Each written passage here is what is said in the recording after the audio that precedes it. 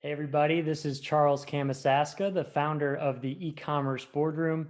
I'm an e-commerce brand owner, author, and consultant, and today we're going to talk about how to start an e-commerce business.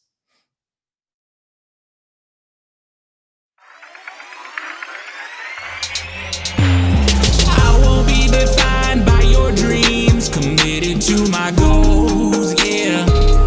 Gotta do my own thing, keep up the hustling. I won't be defined by your dreams, committed to my goals, yeah. Gotta do my own thing. Hi, welcome to Husselburg. Thank you for sharing your time with us as we chat with entrepreneurs here in St. Petersburg, Florida. We talk about how they got started, how they built their business, and how they serve our community. I'm Brett Bittner, and I'm the host of Hustleburg, and I started Beyond Your Side Hustle because I found that most entrepreneurs lack the time and expertise to build their own digital marketing strategy and still get results. As an entrepreneur here in St. Pete myself, I love meeting and talking with fellow small business owners about what they do and sharing that conversation with you. Now, you may have noticed a few changes with the podcast lately. One of the biggest is that we're now doing video. So if you're only listening to this episode, whether it's on your favorite podcast player, radiostpete.com, or Sunshine 96.7 FM, please know that this episode and all future episodes are available for you to view on YouTube and beyondyoursidehustle.com. Just visit beyondyoursidehustle.com/YouTube to subscribe or to watch your favorite episode of Hustleburg. If you find anything of value in this episode, I encourage you to subscribe.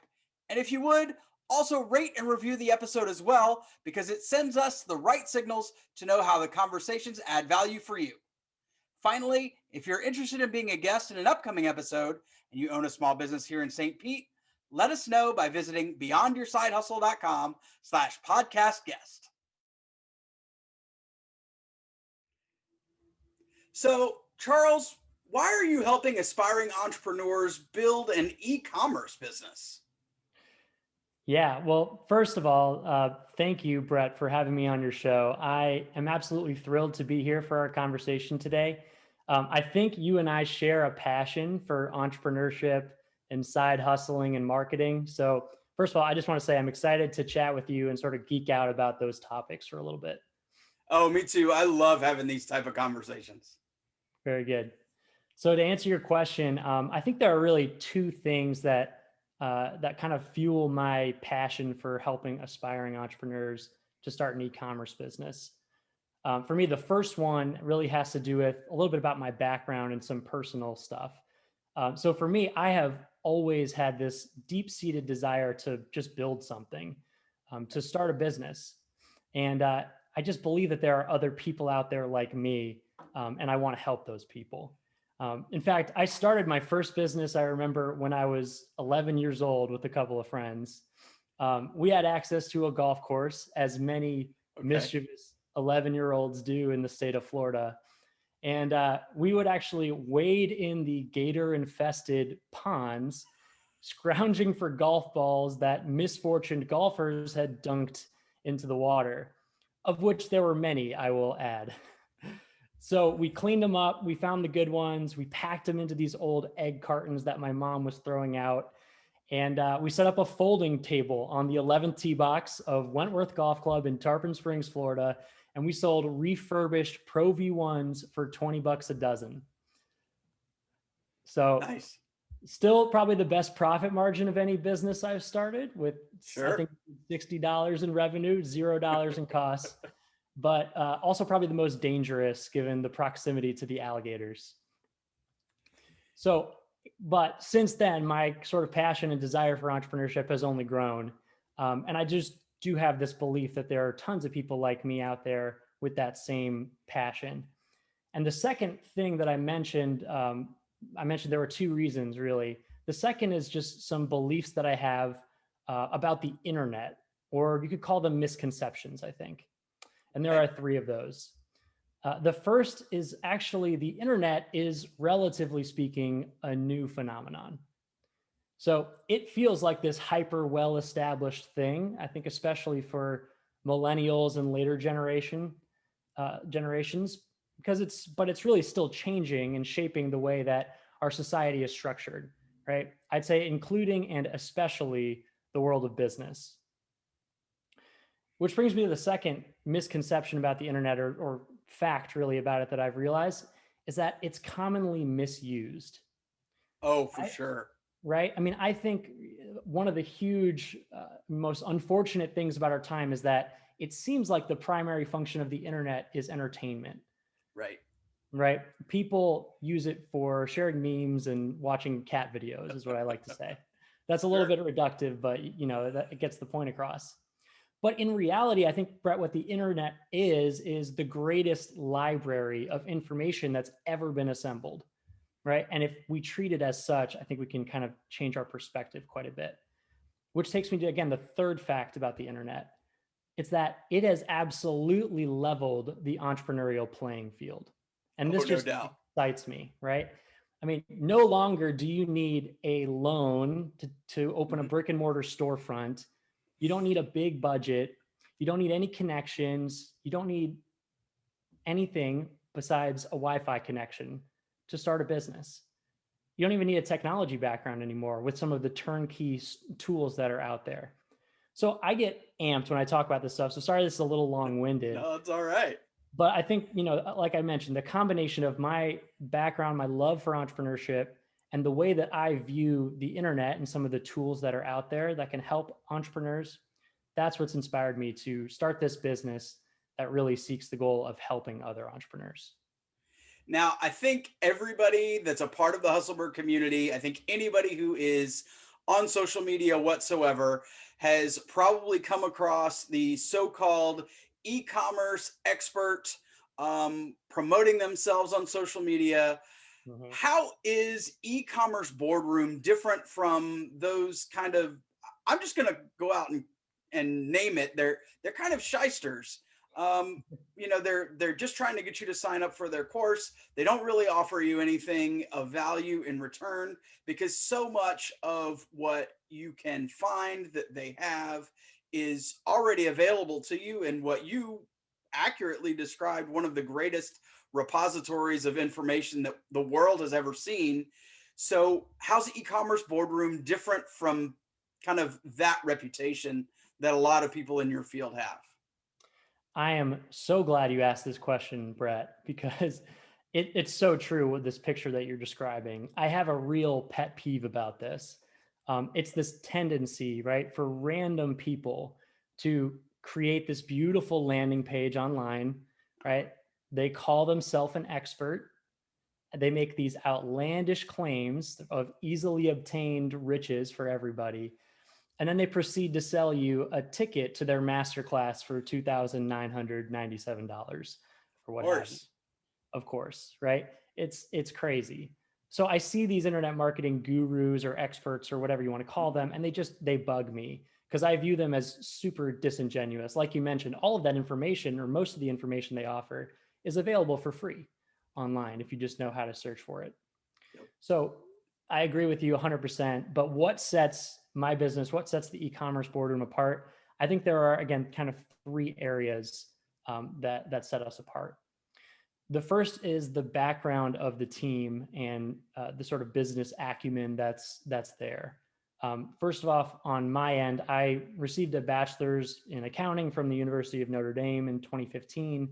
And then I spent 6 years as a technology and management consultant, working with the corporate offices of some really big companies like Nissan, Wells Fargo, Procter & Gamble, Lockheed Martin, just to name a few. So I think the first thing is you can trust that there's sort of a touch of professionalism when you work with the e-commerce boardroom. That's really pervasive in our company culture, and that's just how we operate. But second, because that's not necessarily specific to e-commerce, we also sort of bring a industry success that I think provides proof that we actually know what we're talking about. I personally, aside from the e-commerce boardroom, own 4 e-commerce brands, which sell products in a variety of verticals: personal care products, disposables and event planning, online fitness. We have a brand that sells luxury clothing, we're kind of all across the board, and we've built and scaled these brands up, and we've produced great results with our own brands. And then we're doing that now with our clients over the past year since we started really operating in a consulting capacity as well. And then third and finally, just to wrap it up here, it's about what we offer as a company. I think that sets us apart. So yes, we do offer information, just like some of those experts out there, because that's of course still an important thing. But that's really just the basics, and we give that away for free through our blog and through our ebooks. So we offer strategic planning, coaching and consulting, but we also do implementation, right? Okay. So we build websites, we find products, we negotiate with suppliers, we'll run ads for you, do your copywriting, manage your whole sort of marketing engine if you want us to. And very soon, I think this is another thing that really sets us apart. We're releasing a software tool in about 2 months that is really like a data aggregation and management software tool for e-commerce brands. So that'll be coming out in a couple months, a little bit of a teaser there. But yeah, those 3 things, I think it's our background, we've got the chops in the industry through our brands and our client success, and then just like the catalog of products that we offer. So we're not expecting to see Charles doing something with Bitcoin next month. 6 months down the road, you're going to be a cannabis expert. And 6 months after that, you're going to be delving into whatever the latest trendy expertise is. Right. No, I'm not going to teach you how to flip Pokemon cards or whatever it might be. So what inspired you to create this? What is the motivation to create a business that essentially creates competitors in a way to what you're doing yourself? Yeah, absolutely. It's a good question. And, I think I've touched on some of the components of, my desire for entrepreneurship and my background in management consulting. But just kind of to zero in on it, my background in software design and process optimization at my full-time management consulting gig really gave me some inspiration. So let me just tell a quick story to kind of help illustrate what I mean, if that's okay. Of course. I love stories. If you caught the most recent episode of Husselburg with Jeffrey Klein, he spent an entire episode talking about the power of story and making sure that you're able to activate all of the parts of the listener's brain. So I am 100% behind telling more stories. Awesome. Yeah, it's such a powerful marketing tool in general, and just a great way to communicate. So for me, I remember in my early days as a management consultant, I was sitting in a conference room, because this is back when business travel was still a thing, pre-pandemic. Sure. I was sitting in this conference room of one of those kind of big Fortune 500 level companies, just sitting around the table with a bunch of sort of high level people. I'm kind of a young kid, sort of nervous at the time. But I'm really in my sort of grunt work phase as a consultant. I'm at the analyst associate level. So I'm basically taking notes. And at the front of this room is my boss, William, who was really running the show for this particular meeting. And I can remember him standing there facing actually away from the table, which is a little bit strange. And he's facing this big whiteboard in the room. And on this whiteboard is this big series of like multicolored graphics and drawings, sort of like hieroglyphic looking. If you didn't know what we were doing, it'd be impossible to interpret. Sure. But what it was outlining this business process that this company, the employees of this company use regularly. So he's kind of looking at it, having fully mapped the whole thing out, sort of tapping his chin a little bit pensively, thinking about what to do next. And he picks up this red marker and he just goes to work. And the room is just silent and sort of like in awe watching him do what he's doing. And he takes the marker and he just crosses out big sections of the board where stuff wasn't needed in the process. Okay. He erases and redraws arrows to reorder the steps to make things more efficient. And he draws a little asterisk here and there and writes in some additional resources where more support was needed for the process. And when he was finally done, he sort of stopped and admired his work for a second and turned back to the room, And he said, and with this thick British accent, right, now that's what we've got to do, mates. And it was just this big, weird, dramatic, and sort of funny moment for me at the time. But it really left an impact. And actually, what happened next is the people, these executives sitting at this conference room table, started buying into the process that he had just redesigned. Okay. And the result was, over the next 6 months, we designed a software tool that implemented that process, and currently to this day saves that company hundreds of thousands of dollars per year. So yeah, William is well worth the steep hourly rate that he charges his clients. But why am I telling you this story? Like, what does this have to do with e-commerce, whatever? Well, when I first got into e-commerce several years ago, I made the big mistake. And I think this is going to explain why it's such a pet peeve of mine. I bought into one of those e-commerce expert or gurus master classes. And I followed their process to a T, but I failed. Okay. And I could not for the life of me figure out why. It was really frustrating, and I became jaded about the whole e-commerce process, and I was about ready to quit. Until I started applying the lessons that I learned from William in process design to e-commerce. Okay. So I deconstructed this guru's entire model, right? I crossed out big sections of it that weren't needed.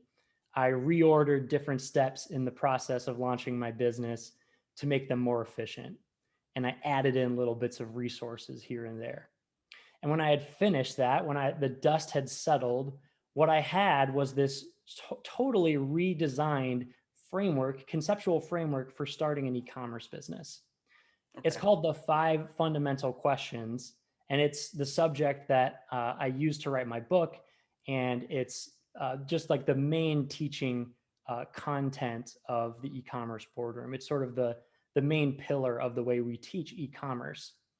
And when I started implementing it at my own e-commerce brands, the results were just dramatic and immediate. Those brands turned from almost nothing to generating my first 100,000, then my next 100,000, then my third $100,000 in sale, just very quickly. And at some point, I just thought to myself, okay, I'm come up with something pretty cool here. Right. You know, I want to share this with as many people as possible. And that is really the genesis for the e-commerce boardroom. I had this aha moment where I realized, you know, I could start a whole business sharing this with those aspiring entrepreneurs who I would love to help. And you're able to do it without charging $29.97 for your masterclass, right? You bet. You bet. I mean, we're going to talk about it, I think, at the end, but everyone who's listening to this can grab my book, which is comprehensive, you know, over 200 pages long, absolutely free. And it outlines the entire 5 fundamental question process that I just described. So what is somebody that's helped by that process and helped by what you do at e-commerce boardroom? What does that person look like? Yeah, this is a good question. I'd say that they experience a bit of an identity shift. Okay. I think that they kind of transition from someone who's more of an aspiring entrepreneur into the identity of more of a serial entrepreneur, or what I like to call is like an e-commerce executive. That's why I call it the e-commerce boardroom. I believe that we can kind of take these concepts from, you know, big companies and translate them to the world of e-commerce. So practically, I think it means that people have sort of a swagger or a confidence that as they go about running their business, right? They're armed with kind of this foundational knowledge of entrepreneurship and e-commerce, and they therefore are able to avoid what I like to call shiny object syndrome. Okay, yeah, the SOS. Right? Yeah, exactly. Like you end up on these landing pages and you can recognize them for what they are. That's I'd say one of the main side effects. And practically, these people are running day to day a low maintenance side hustle or small business, hopefully turning it into their main hustle. It's earning significant revenue.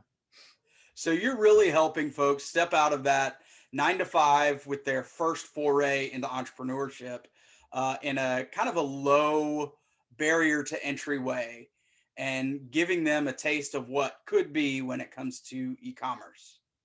Absolutely. Yeah. I love picking people who are in that sort of transition stage, ready to take the plunge into entrepreneurship, but maybe just haven't made headway yet for whatever reason. That's kind of our bread and butter. So, what is one thing that you would like every member of the Hustleburg community to know about e-commerce from your perspective? Not necessarily, and it may even affect how they participate as consumers in the e-commerce world. But what's one thing you'd like everybody to know about it?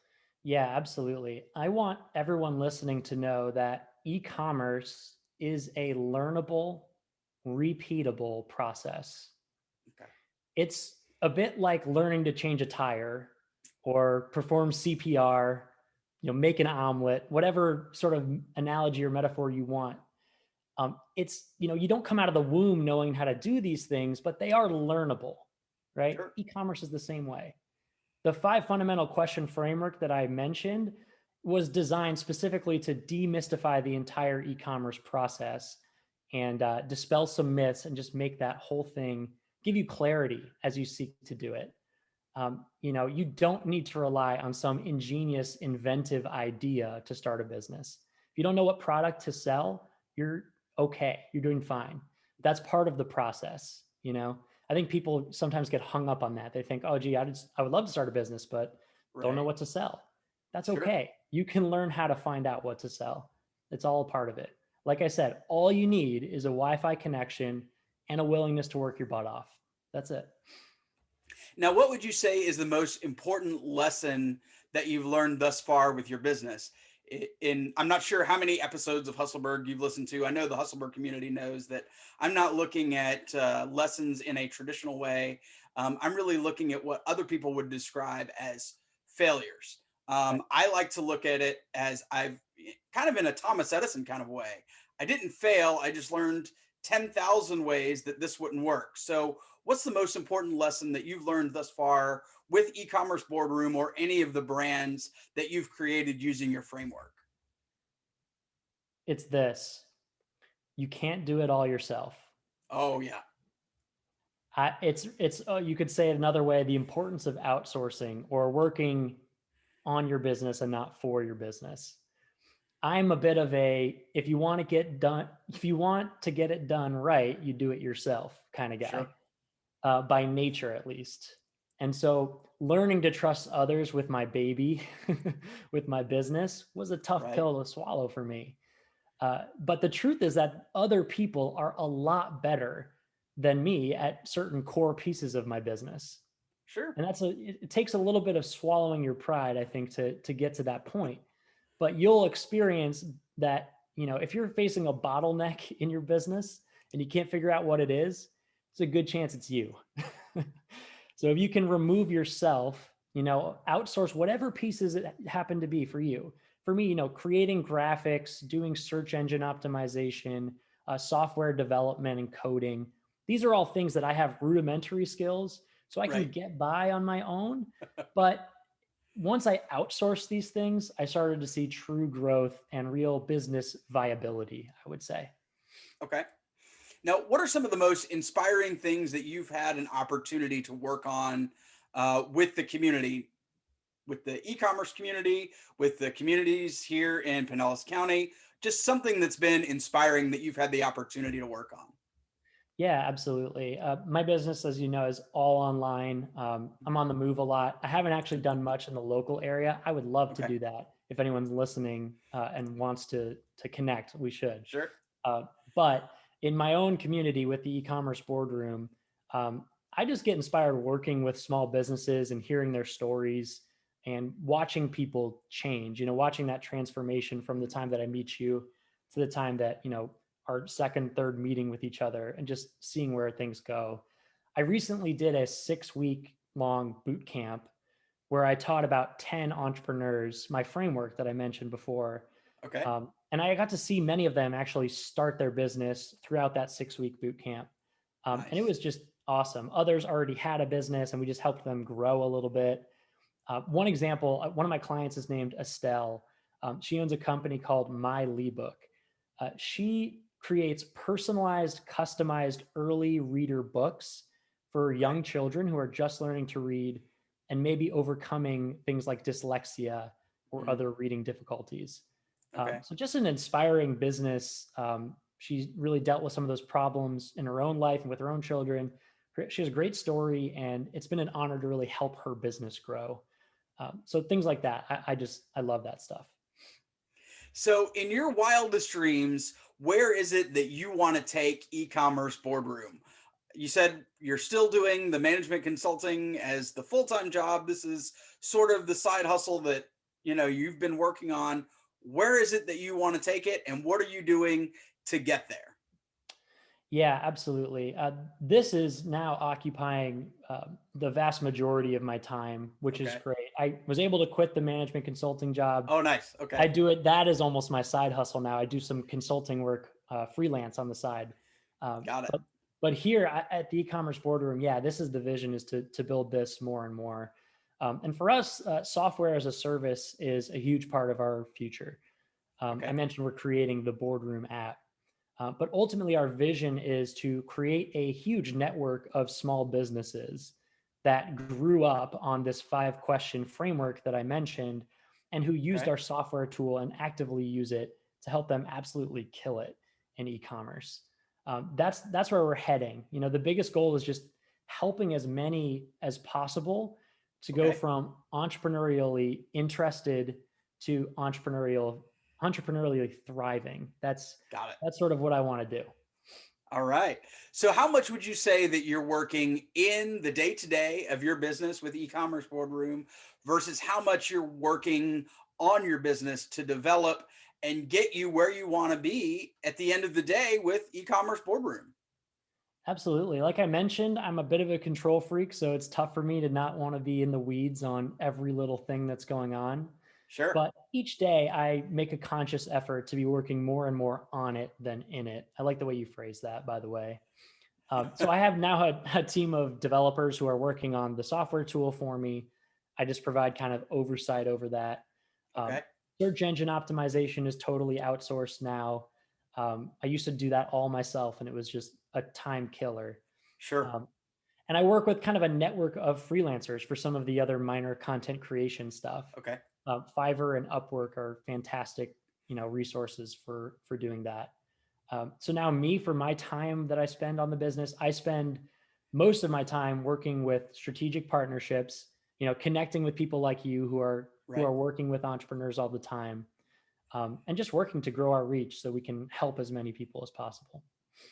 Now, outside of the time that you spent at Notre Dame, it seems like going back to at least 11, you've been here in Pinellas County. Are you a native of the area?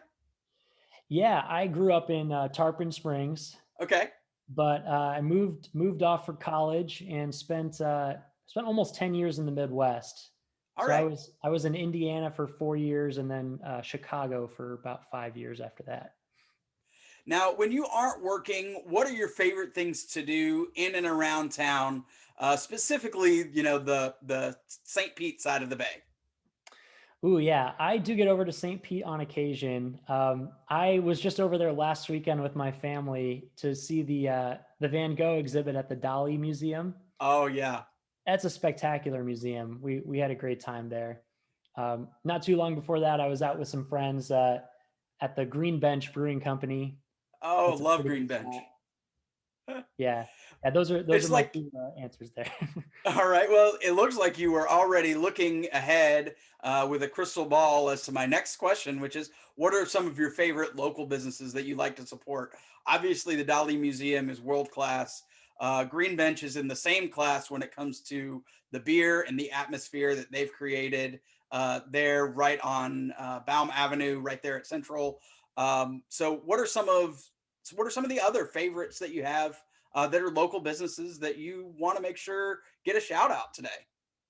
Sure. Yeah, I do spend most of my time over up in the Oldsmar, Tarpon Springs neck of the Sure. woods, but we went to Stillwater Tavern down in St. Okay. Pete. That's right there on Beach Street. We really enjoyed that. So definitely go grab a bite to eat over there. And if you're ever out in the Oldsmar area, well, shoot, I've got tons of restaurants I can recommend for you up there. Oh, give us two or three. We'd love to hear. I don't get up in the northern part of the county that much, so I like to know kind of where I should be looking when I do venture that way. Absolutely. Well, I'm Italian. I love Italian food. So I'm going to give you 3 Italian restaurants you got to go All to. right. All right. First, we got Positano's over on Tampa Road. We got Casa Cosenza, and we got Joey's Italian restaurant. Go to Joey's your first time. They give you like 3 times the amount of food you actually need to eat, which is that's Okay. just my kind of place. Awesome.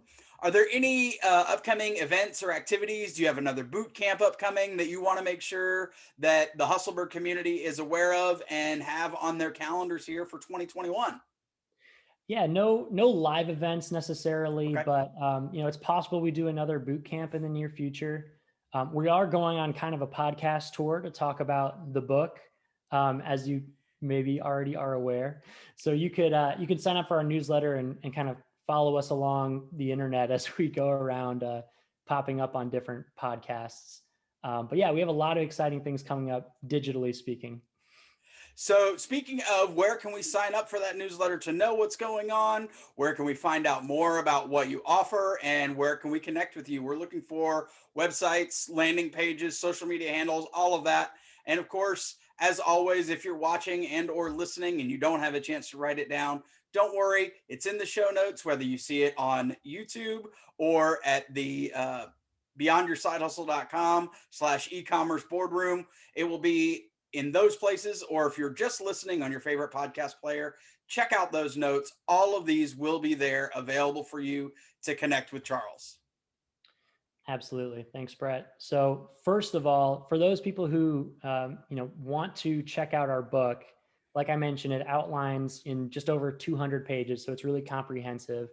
That entire 5 fundamental question framework that I created for launching and scaling e-commerce products.